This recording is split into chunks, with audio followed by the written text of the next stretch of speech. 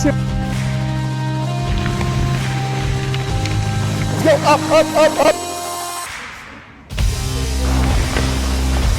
Hey, les gens.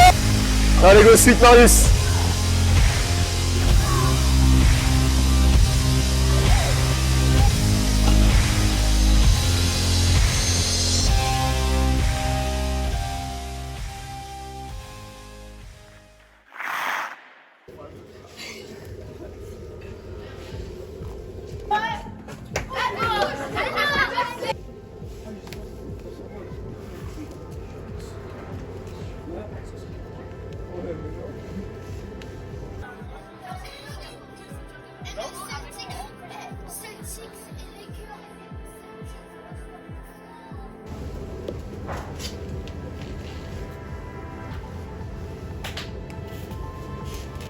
C'est bien Marius, tu mets bien ton côté chou.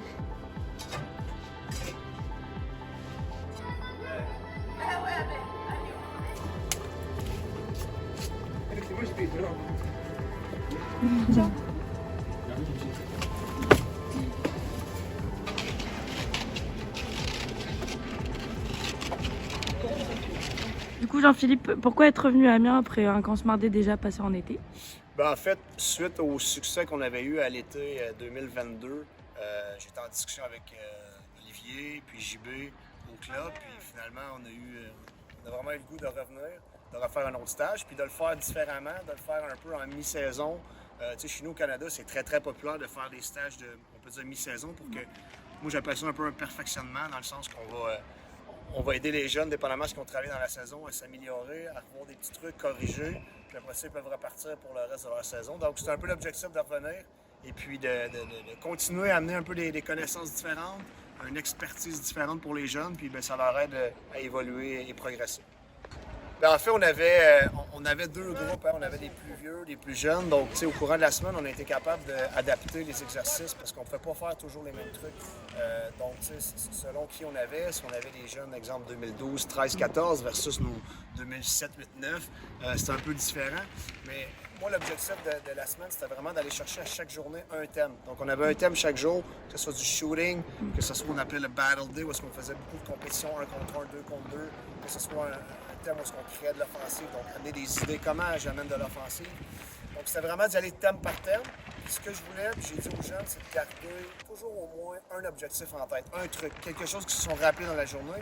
Parce que quelquefois, on peut parler, on donne beaucoup de conseils, puis les jeunes deviennent mêlés parce qu'il y en a trop. Donc, on essayait de miser beaucoup, puis c'est ce que j'avais dit aux entraîneurs. Essayer de garder un truc précis, on l'amène aux jeunes, que ce soit quand on shoot, on veut la tête haute, quand on veut placer le palais sur notre crosse, comment on va la positionner, des petits trucs comme ça. Donc, ça a été l'objectif, puis à travers les exercices avec les jeunes, les plus vieux, on a été capable d'adapter, puis amener à faire progresser les joueurs. Situation offensive. Le non-porteur du palais. Le non-porteur, situation 2 contre 1. Qu'est-ce que je cherche à faire? Se démarquer. Je veux créer la ligne de passe. Et je peux jouer avec le défenseur. Lève-toi. Va-t'en dans le but. Prends un palais. Non. Toi ici, prends un palais. Défenseur. Je dois lire. Le joueur qui n'a pas le palais, je dois être en mesure de lire, regarder ce qui se passe, prendre l'information. Est-ce que le défenseur joue avec moi? Est-ce qu'il met de la pression? Donc, je lis le défenseur. Je vois que le défenseur, en ce moment, son positionnement est mal, je peux attaquer le but. Le bilan, pour moi, il est encore une fois excellent. Puis je dirais, contrairement à ce qu'on était venu à l'été 2022, ce que j'ai beaucoup apprécié, puis j'ai vu une grosse progression, c'est sur la discipline, l'écoute des jeunes, très attentifs, même les plus jeunes, très dévoués, très passionnés. Ceux qui étaient là voulaient vraiment apprendre, avaient le goût d'embarquer. Des fois, c'est plus difficile, les exercices, mais ils acceptaient de l'essayer, de tomber, de se relever. J'ai adoré ça. J'ai vu une progression sur ce niveau-là. Puis au courant de la semaine, ce que j'ai aimé, c'est de voir des jeunes essayer des trucs. Parce que, tu sais, t'as beau expliquer, mais si l'enfant, le joueur ne veut pas le faire, ben, tu sais, des fois, ça devient difficile, mais j'ai vu des joueurs vouloir vraiment essayer ce qu'on leur disait, tenter des choses. Puis ça, on disait toujours, on veut que les jeunes soient en dehors de leur zone de confort. Donc, ils ont essayé. Des fois, je les ramenais, on faisait des exercices, je leur demandais si tu tombes pas, c'est parce que tu n'as pas essayé assez fort. On reprenait l'exercice, je voyais des jeunes tomber en patinage. Ça, pour moi, c'est excellent. Si les jeunes tombaient, c'est parce qu'ils allaient au-delà de ses compétences. Donc, tu sais, c'est un stage, encore une fois, pour moi, c'est un succès. C'est excellent de voir les jeunes progresser. Puis après ça, on verra la suite, mais très, très heureux de voir comment s'est déroulé le stage 2023 à l'hiver.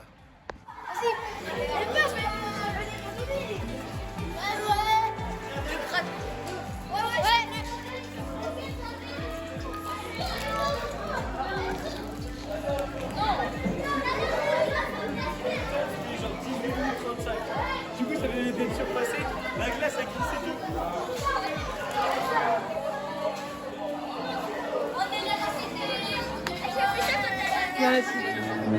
Donc je suis la maman de Cléa et de Clément, âgés de 10 ans et de 14 ans, pour éviter de faire une trop grosse coupure pendant la période de Noël, et aussi parce qu'il y avait un entraîneur qui venait du Canada, et en sachant qu'à Amiens, les enfants ils aiment bien, donc c'était un plus pour eux. J'ai eu des bons retours par rapport aux enfants, ils ont bien aimé leur stage, et pourquoi pas revenir une prochaine session de stage à Amiens.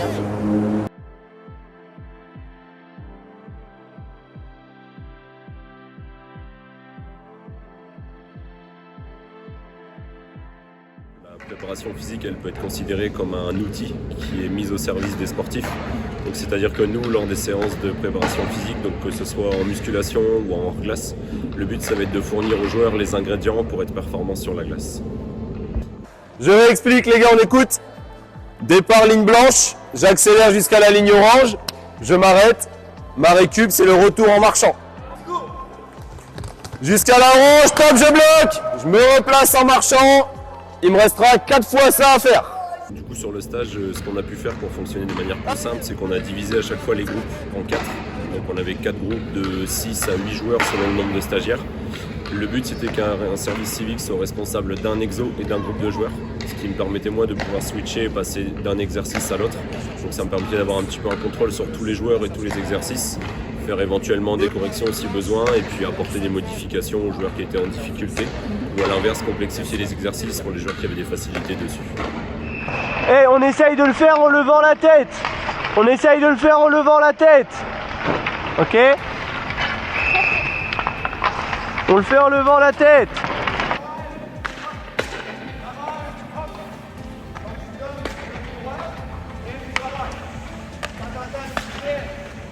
Il faut aussi savoir que du coup sur le stage on avait des joueurs licenciés à Amiens et des joueurs licenciés dans d'autres clubs. Donc il y avait par exemple des joueurs qui pouvaient venir de Courbevoie, de Dunkerque, de Reims.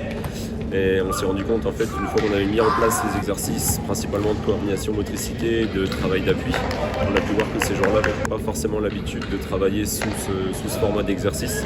On les a mis un petit peu en difficulté sur le début de la semaine, sur la dissociation entre droite-gauche ou entre haut et bas. Ils avaient un petit peu de mal à mettre ça en place, donc du coup on a essayé de réitérer tous les matins les mêmes exercices pour ces joueurs-là, histoire que ça rentre un petit peu plus dans leur schéma moteur.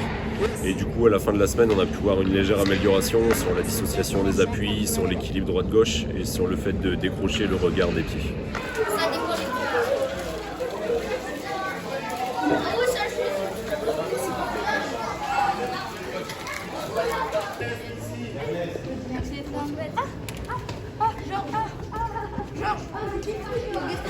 Allez, chien.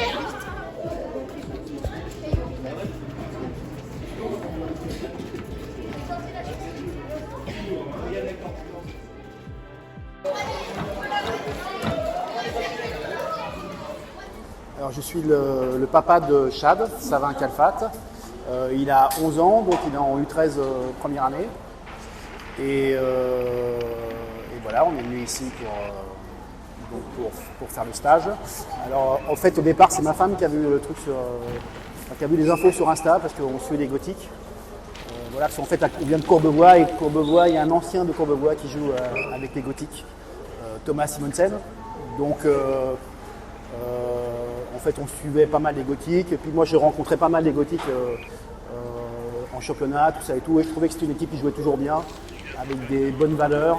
Et en fait, au départ, c'est ça qui nous a attirés ici pour faire le stage. Voilà, donc on est venu et on a fait, on est vendredi aujourd'hui, c'est pratiquement la fin du stage. Et on n'est pas déçus parce que franchement, moi j'ai fait quand même pas mal de stages depuis 2-3 ans, on va dire. Un peu dans la France entière, quoi, dans plusieurs clubs, tout ça. Et franchement, c'était super. Voilà, on n'est pas déçus. Parce que des fois on peut faire des stages, on est un petit peu déçus, mais en tout cas ici c'est pas le cas. Parce qu'ils sont pas beaucoup déjà, parce que vraiment il y a, ils travaillent bien, donc c'est super sérieux. Enfin vraiment on est enthousiaste et mon fils aussi. Plus loin, plus loin, plus loin. Si tu perds ton palais, c'est pas grave, t'es là pour travailler. Hop, clac, clac, loin. Essaye d'aller vraiment chercher loin ton palais. Hein. Ok. Allez, vas-y. Plus loin à gauche, plus loin à gauche, plus loin. Ah. Ernest, crosse à deux mains, toujours. Toujours crosse à deux mains.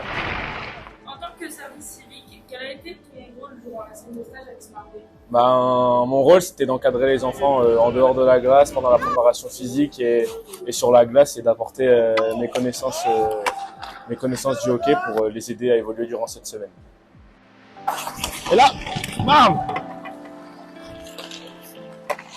En tant qu'encadrant du coup sur le glace et en place, comment tu trouvais l'attitude des stagiaires? Je trouvais qu'on avait plutôt des stagiaires travailleurs et demandants en travail. Ils travaillaient très fort et c'était plaisant. On a vu quand même quelques coups de fatigue. Je pense que la période faisait aussi qu'ils étaient fatigués, mais beaucoup de travail et je pense un bon apprentissage de la part de tous les stagiaires.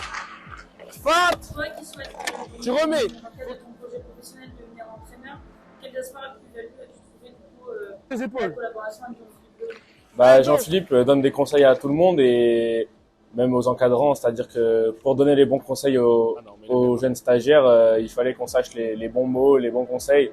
Donc on apprenait autant qu'eux durant les pratiques et c'était assez amusant parce que moi qui joue encore, j'ai appris plein de petits trucs spéciaux techniquement surtout et qui peuvent m'aider moi aussi en tant que joueur et que j'ai pu aider les jeunes à apprendre ou à corriger certains défauts qu'ils avaient.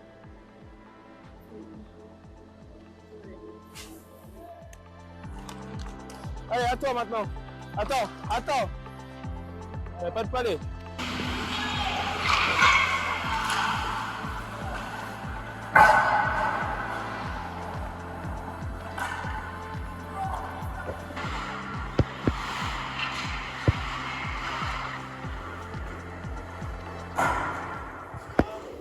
Si je réceptionne mon palais, je réceptionne mon palais, et au lieu de réceptionner et d'aller jusque loin ici, où est-ce que je suis plus obligé de faire un dribble, je peux shooter tout de suite. Si je réceptionne mon palais, je la garde ici, puis la cage est là. 10, je n'aurai pas de production offensive, mais comme il est donc toucher la cage. Je comprends. Tu ne peux pas réfléchir sur la organisation. Donc be coachable. Je te trouvais que je vais aller plus loin. Des fois, vous avez dans des équipes, il n'y a pas de secret. Ça, c'est une photo que je garde depuis plusieurs années. McDavid, first known for practice working on his shot from the high slot. McDavid, c'est le meilleur joueur de la planète actuellement. C'est le joueur, c'est le meilleur de la planète.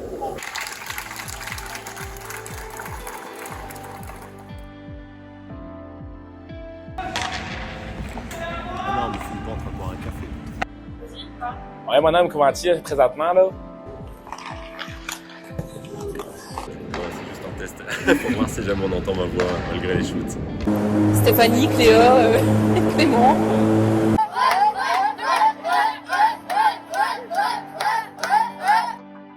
Tu m'entends dessus?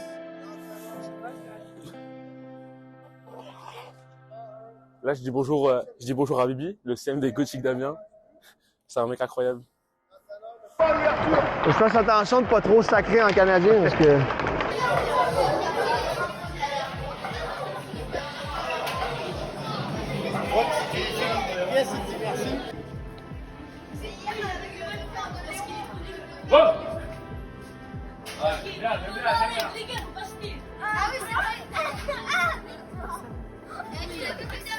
On va mettre top net. Ah non, mais il a quand même marqué. Du coup, lui, en tant que service, quel a été... Vas-y, recommence. Ça va être trop long. Ouais. Ils sont dans les cages, ça te gêne pas? Hein? Ça te gêne pas? Moi, je peux... Allez les gars, allez Ernest. Hey! Attention, c'est filmé les gars! Eh ouais! C'est filmé les gars! Eh ouais! T'as vu? Tu fais coucou?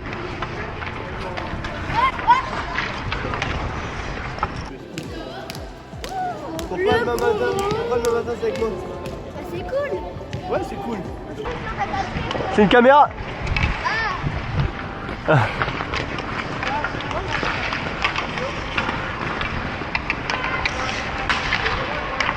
Eh les verts, en place, tout le monde a un palais ou pas? À la caméra. Joujoujou. Pour voir si tu fais des bêtises.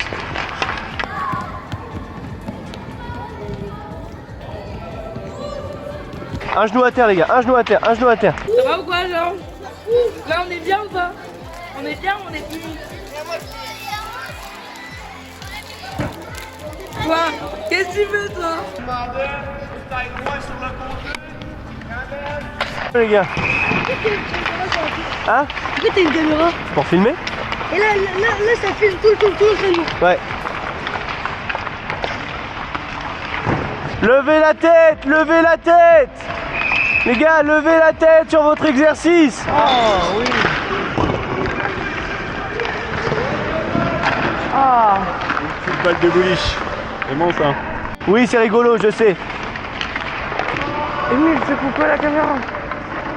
C'est pourquoi la caméra? Pour te filmer. Que toi.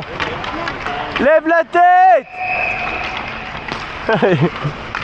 Dans mon lève la tête, je viens de l'entendre.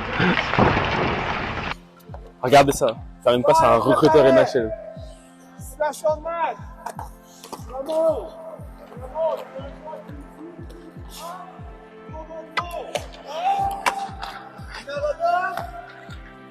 T'es chaud au palais, wesh? Ouais. 10 pompes. Moi j'aurais marqué.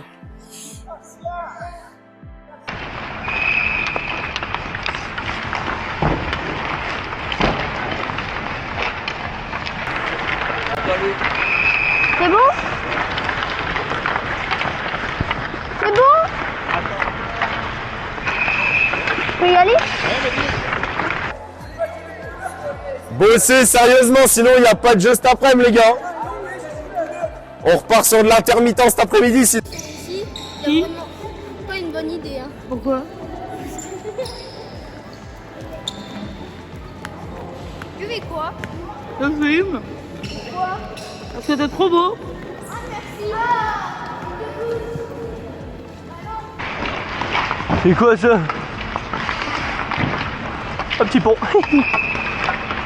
Ouais, carrément.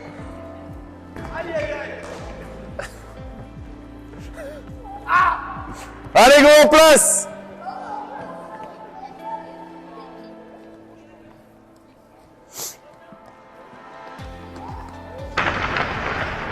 Regarde à côté là. Regarde sur mon casque. Regarde sur mon casque. Il y a une caméra. Je vois vos grosses têtes dans mon téléphone partout. Arrêtez pour les caméras. Regardez-le, c'est un gros tricheur. Ça va casser là. Coucou. Mais elle est toute petite. Ah, je suis toute oui là.